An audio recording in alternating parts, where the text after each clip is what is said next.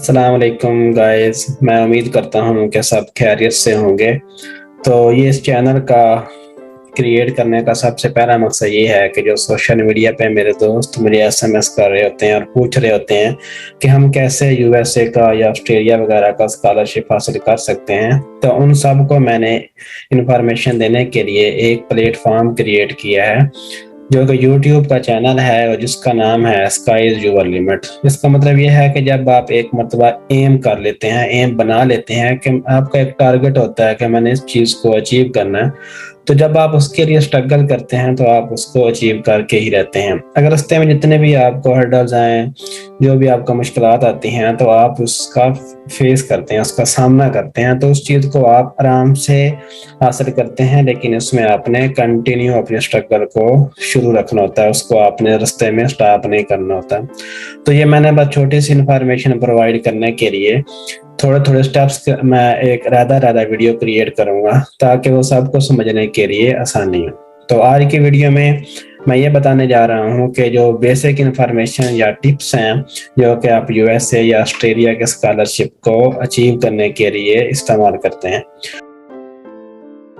एक फाइल होनी चाहिए, वो सॉफ्ट फॉर्म में ही आपके लैपटॉप में सेव होनी चाहिए, ताकि जब आप इस काम को स्टार्ट करें तो आपको रास्ते में जो भी डॉक्यूमेंट की जरूरत पड़े वो आपके पास होना चाहिए।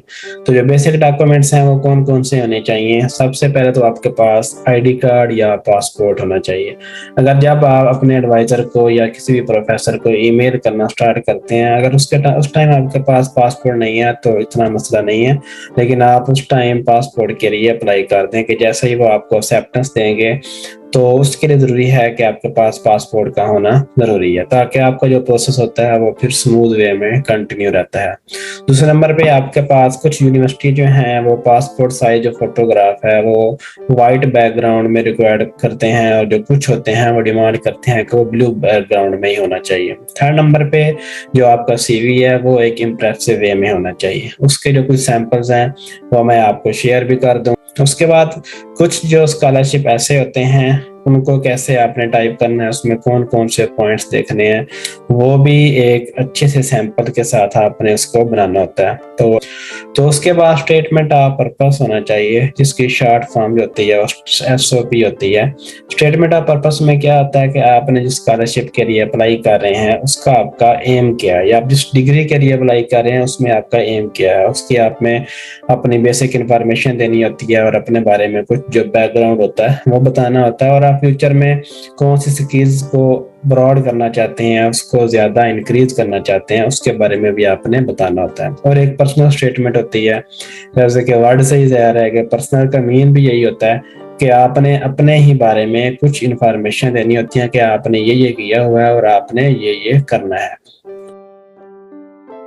प्रोफेसर्स को ईमेल वगैरह करनी है तो उसके लिए बेहतर है कि आप याहू की जो जीमेल वगैरह होती हैं उनको यूज़ करें, जो उनके अकाउंट होते हैं, या आउटलुक के जो अकाउंट होते हैं उनको आप यूज़ करें, क्योंकि अक्सर यहाँ पे क्या होता है कि हम अपनी जीमेल से इनको ईमेल कर रहे होते हैं तो वो डायरेक्ट उनके स्पैम फोल्डर में आती है, तो स्पैम फोल्डर को कोई ओपन नहीं करता। इस तरीके से हमारी वो जो ईमेल्स वगैरह होती हैं वो मोस्टली वेस्ट जाती हैं। तो इसके बाद क्या है कि आपने यूनिवर्सिटी की जो वेबसाइट्स हैं उनके ऊपर जाना होता है। तो अब आप एक एक यूनिवर्सिटी को तो वेबसाइट पे नहीं जा सकते, आपके पास एक लिस्ट होनी चाहिए।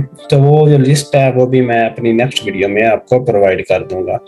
तो इसके बाद क्या है कि आपका सर्च होना चाहिए। क्या सर्च होना चाहिए कि आप कौन से फील्ड में इंटरेस्ट करते हैं, जोलॉजी वाले किसमें हैं, बॉटनी वाले क्या करना चाहते हैं, फिजिक्स वाले, केमिस्ट्री वाले। तो आपका जो फील्ड ऑफ इंटरेस्ट है वो एक होना चाहिए, उसमें आपको कुछ ना कुछ स्किल्स होनी चाहिए। उसके बाद आपने प्रोफेसर्स को सर्च करना है कौन सा आपके फील्ड के मुताबिक सूटेबल है और कौन सा आपके फील्ड के मुताबिक सूटेबल नहीं है, और आपने ईमेल भी उन्हीं को करनी होती है जो आपके फील्ड के रिलेटेड होते हैं। उसके बाद क्या होता है कि आपने इन तमाम प्रोसेस के बाद अपने जो आपके एडवाइजर्स होते हैं, जो आपके टीचर्स पिछले यूनिवर्सिटियों में आपको पढ़ा चुके होते हैं, बैचलर में या मास्टर में, उनसे आपने रिकमेंडेशन लेटर लेने होते हैं। वो मास्टर ऑफ साइंस के लिए, जिसे हम एमफिल कहते हैं, उसके लिए 2 रिक्वायर्ड होते हैं। अगर आपने पीएचडी में अप्लाई करना है तो उसके लिए मोस्टली 3 रिक्वायर्ड होते हैं। आपने प्रोफेसर्स को जो ईमेल करनी है उसकी बॉडी क्या होनी चाहिए, उसका सब्जेक्ट क्या होना चाहिए, तो ये मैं आपको नेक्स्ट पार्ट में बताऊंगा। और इसके के अंदर आपको कोई भी क्वेश्चन होता है जो आपको समझ नहीं आती तो आप मुझे कमेंट बॉक्स में भी शेयर कर सकते हैं, इसके अलावा आप मुझे ईमेल भी कर सकते हैं। तो तब तक के लिए अल्लाह हाफिज।